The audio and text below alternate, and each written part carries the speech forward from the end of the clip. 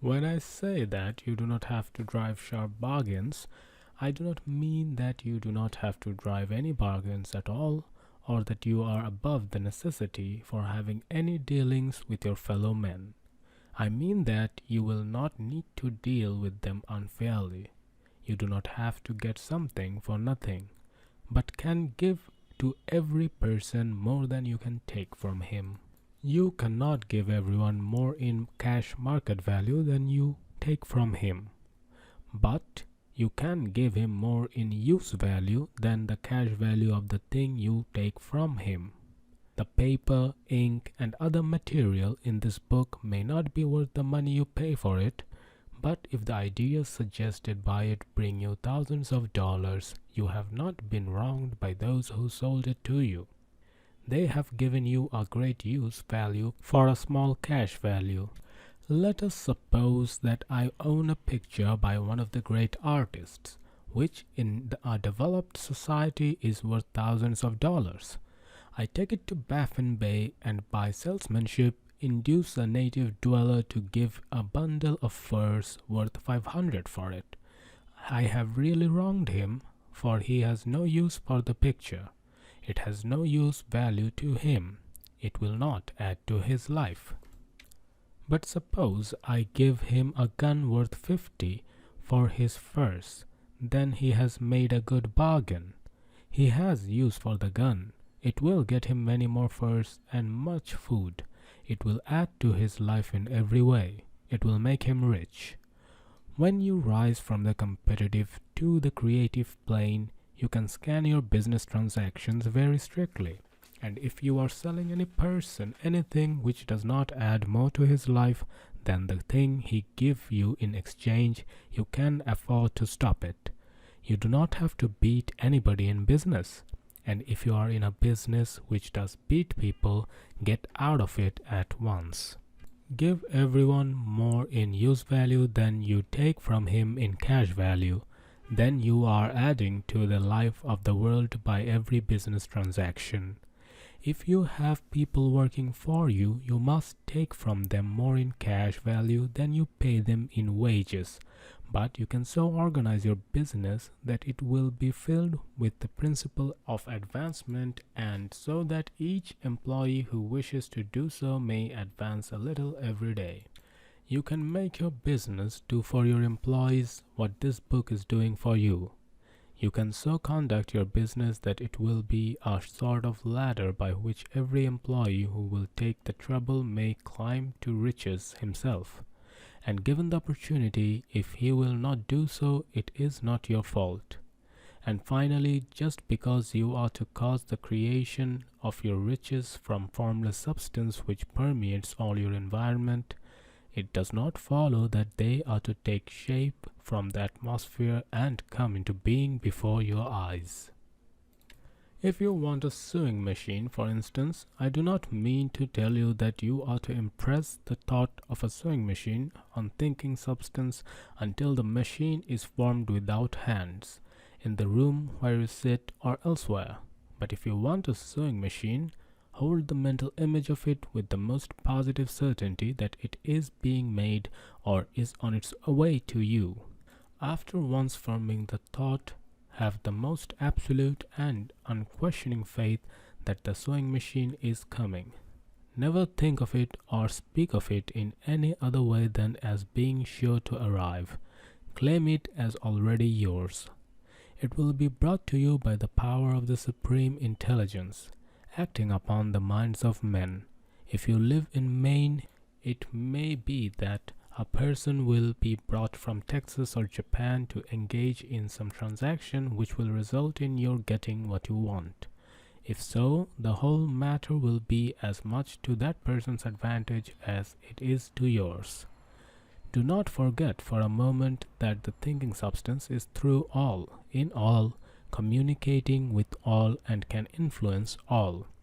The desire of thinking substance for fuller life and better living has caused the creation of all the sewing machine already made, and it can cause the creation of millions more, and will, whenever people set it in motion by desire and faith and by acting in a certain way. You can certainly have a sewing machine in your house, and it is just as certain that you can have any other thing or things which you want and which you will use for the advancement of your own life and the lives of others. You need not hesitate about asking largely. It is your Father's pleasure to give you the kingdom, said Jesus. Original substance wants to live all that is possible in you and wants you to have all that you can use and will use for the living of the most abundant life. If you fix upon your consciousness the fact that your desire for the possession of riches is one with the desire of the supreme power for more complete expression, your faith becomes invincible. Once I saw a little boy sitting at a piano, vainly trying to bring harmony out of the keys. I saw that he was grieved and provoked by his inability to play real music. I asked him the cause of his vexation, and he answered, I can feel the music in me, but I can't make my hands go right. The music in him was the urge of original substance, containing all the possibilities of all life. All that there is of music was seeking expression through the child. God, the one substance, is trying to live and do and enjoy things through humanity. He is saying, I want hands to build wonderful structures, to play divine harmonies, to paint glorious pictures. I want feet to run my errands, eyes to see my beauties, tongues to tell mighty truths, and to sing marvelous songs, and so on. All that there is of possibility is seeking expression through people. God wants those who can play music to have pianos and every other instrument and to have the means to cultivate their talents to the fullest extent. He wants those who can appreciate beauty to be able to surround themselves with beautiful things. He wants those who can discern truth to have every opportunity to travel and observe. He wants those who can appreciate dress to be beautifully clothed, and those who can appreciate good food to be luxuriously fed. He wants all these things because it is himself that enjoys and appreciates them. They are his creation. It is God who wants to play and sing and enjoy beauty and proclaim truth and wear fine clothes and eat good foods. It is God that worketh in you and to will and to do, said the Apostle Paul. The desire you feel for riches is the infinite seeking to express himself in you as he sought to find expression in the little boy at the piano. So you need not hesitate to ask largely. Your part is to focus on and express that desire to God. This is a difficult point with most people. They retain something of the old idea that poverty and self-sacrifice are pleasing to God. They look upon poverty as a part of the plan, a necessity of nature. They have the idea that God has finished his work and made all that he can make, and that the majority of people must stay poor because there is not enough to go around. They hold to so much of this erroneous thought that they feel ashamed to ask for wealth. They try not to want more than a very modest competence, just enough to make them fairly comfortable. I recall now the case of one student who was told that he must get in mind a clear picture of the things he desired, so that the creative thought of them might be impressed on formless substance. He was a very poor man, living in a rented house and having only what he earned from day to day, and he could not grasp the fact that all wealth was his.